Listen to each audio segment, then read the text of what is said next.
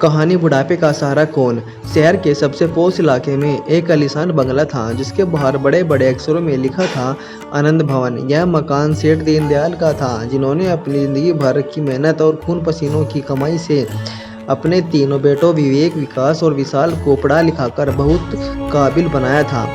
तीनों बेटे अपने अपने बिजनेस और नौकरियों में बेहद सफल और अमीर थे, लेकिन उस आलीशान बंगले के एक छोटे से कमरे में एक कड़वा सच सांस ले रहा था। दीनदयाल जी की पत्नी जानकी देवी गंभीर बीमारी से जूझ रही थी।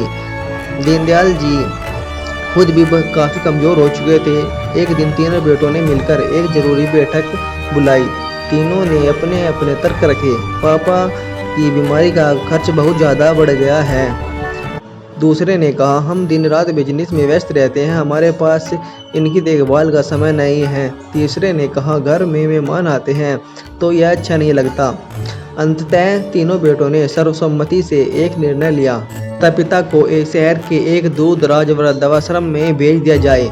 जिस पिता ने उन्हें अपने कंधों पर उठाकर दुनिया दिखाई थी, आज उसी पिता को तीनों बेटों ने एक छोटी सी गाड़ी में बिठाकर वृद्धाश्रम छोड़ दिया। वृद्धाश्रम के छोटे से कमरे में जानकी देवी रातों रात भर रोती रही। दीनदयाल जी चुपचाप उनकी आंखों के आंसू पोंछते रहे और कहते रहे, पगली रोती क्यों है? हमने अपनी जिम्मेदारी निभाई, अब वे अपनी ज़िंदगी जी रहे हैं। कुछ महीनों बाद बीमारी और अपनों के दिए गए गम सहते सहते जानकी देवी का देहांत हो गया।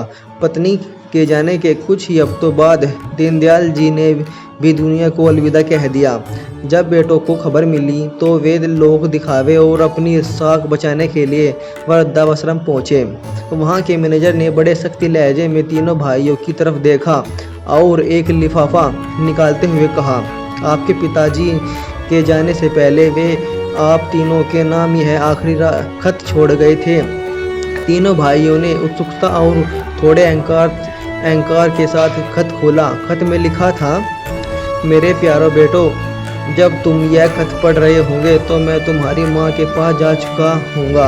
मुझे पता है कि तुम तीनों बहुत अमीर और सफल इंसान बन चुके हो, लेकिन शायद मैं तुम्हें इंसानियत सिखाना भूल गया।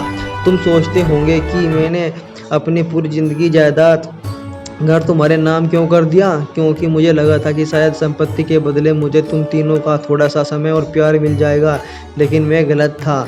धन से घर खरीदा जा सकता है, परिवार नहीं। मेरी आखिरी इच्छा बस इतनी सी है कि जब तुम अपने बच्चों के लिए अपनी खुशियाँ और पूरी ज़िंदगी कुर्बान कर रहे होंगे तो एक बात याद रखना, जो बीज आज तुम बो रहे हो कल उसकी फसल तुम्हें ही काटनी होगी। तुम्हारे बच्चे भी तुम्हें देख रहे हैं कि तुमने अपने बूढ़े माता पिता के साथ क्या किया। आज जो मेरा हाल हुआ है, इस बार करे कल तुम्हारा भी वो हाल न हो। तुम्हारे दिए गए दुखों के लिए तुम्हें भी माफ़ करता हूँ, तुम्हारा अभागी पिता। खत के आखिरी शब्द पढ़ते ही तीनों भाइयों के पैरों तले जमीन खिसक गई। खत की हर लहर एक लाइन गाल गाल पर करारे थप्पड़ की तरह लग रहे थे। अचानक कमरे में सन्नाटा छा गया। बेटों की आंखों से पश्चाताप के आंसू झलक रहे थे, लेकिन बहुत देर हो चुकी थी। पश्चाताप करने के लिए माफ़ी मांगने वाला न बचा हो तो माफ़ करने वाला का ही क्या कसूर।